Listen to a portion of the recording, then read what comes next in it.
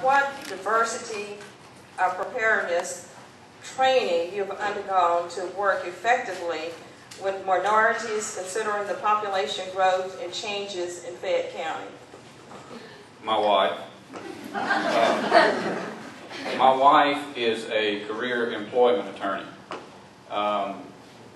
Everything that she does in her job and what I've done in the last year working for her has been related to just that, diversity training, awareness of issues concerning race and gender and sexual orientation, everything in the workplace.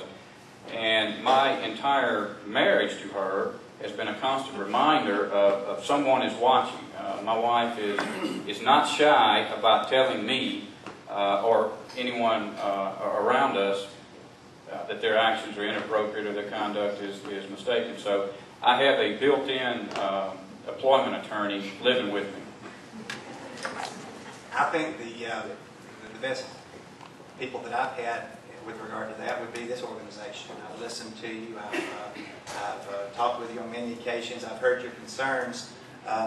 Sometimes people, depending on their life circumstances, see things differently and kind of have problems from different angles. And I've enjoyed the opportunity that I've had to meet with y'all and to hear your perspective that sometimes is different from my own.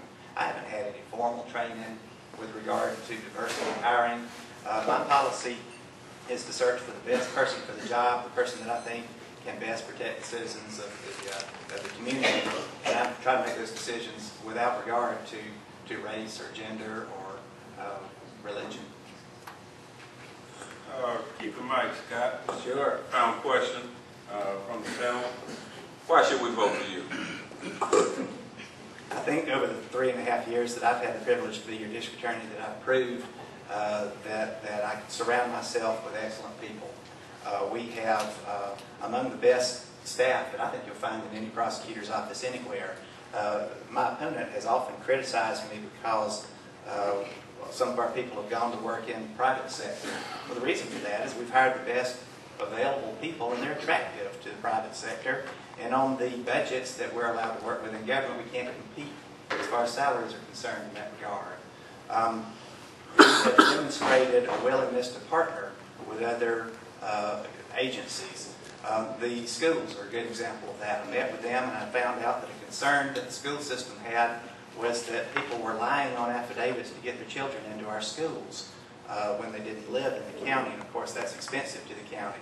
Now, my information comes from the Fayette County School Board's website and from talking to them.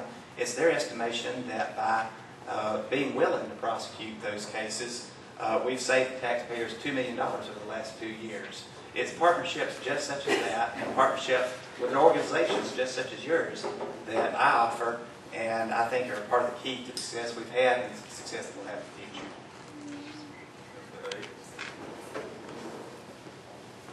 Quite frankly, the reason to hire me, as Mr. Ballard just pointed out, he hired the best. He hired me. He knew when he hired me I came equipped with an excellent resume, an aggressive prosecution mindset, and I've done just that. And I have to take issue with the fact that being willing to prosecute somebody for lying on an affidavit doesn't stop people from doing it. I mean, he's willing to prosecute people for murder and drugs. That doesn't stop them. He's willing to prosecute people for theft. That doesn't stop theft. Being willing is not enough. You've got to be able to do it. And I can do it. And that's the reason I'm asking you, and that's the reason that I think, quite frankly, I'm the person for the job, is because I have the ability, I have the experience, and I have a proven record of doing just that. And that's what makes me the best candidate for the job. Thank you. I understand we have some questions from the audience. I do believe that you all have already answered this question, but again, how do the DA candidates feel is the best way to prosecute parents who illegally register their children in Fayette County schools? Yeah.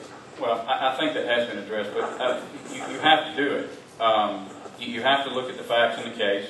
It costs $8,200 some odd dollars to educate a child in this county. And with the failing school system next door in Clayton County, the influx of people that we can expect to have wanting to bring their children in here, I think that we're going to have to be willing to stand up and do it, not just talk about doing it. It's got to happen. you're going to have to make an example of somebody. You're going to have to make them, you're going to have to make everybody realize that $8,200 is an awful lot of money for each child. And we have got to stand up and enforce the law. That is our job, to seek justice and to enforce the law. And I think the only way that we're going to get attention and the only way that we're actually going to stop it is by actually prosecuting it. Second part of the question, a little follow-up. What do you feel is an appropriate punishment for the offenders who are found guilty? You know, again, that's a case-by-case scenario. I can sit here and tell you every one of them needs to be locked up. I don't think that's a fair assessment. I don't think that's a fair statement. You know, you have. In some cases, I'm willing to tell you that it is.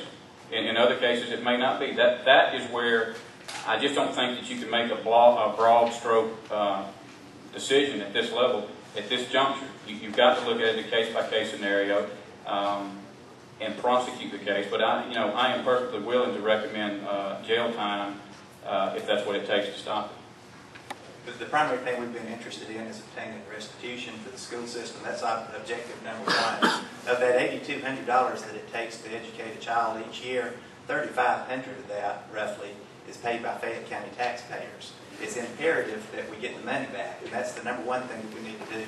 The additional punishment is going to depend on the offender. And we have not, thus far, encountered offenders that have the type of record that would justify long jail sentences. But we do, I agree, we need to get their attention and actually make examples of the ones that we can put together the case that would be successful at prosecution. We've worked with law enforcement to try to sharpen the way that we investigate those cases and the way that we present them. There have been a couple of kinks that we've needed to work out. But that's what happens anytime you're willing to step out and blaze a new trail that hasn't been explored by other prosecution offices. We've proved that we're not afraid to try something nobody else is doing, and this is one of those prime examples. And we'll keep doing it because it's critical to Fayette County that we do it.